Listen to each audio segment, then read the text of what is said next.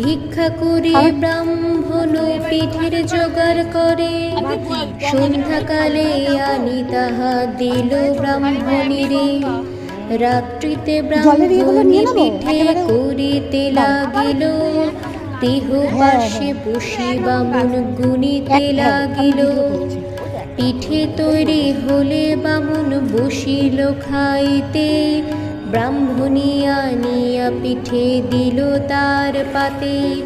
দুইখানি পিঠে কম হইতে দেখিয়া, রাগেতে ব্রাহ্মণ যেন উঠিল জ্বলিয়া। ভয় পেয়ে ব্রাহ্মণী তবে বলে বামুনেরে, দুটি পিঠে দিছি আমি দুইটি কন্যারে।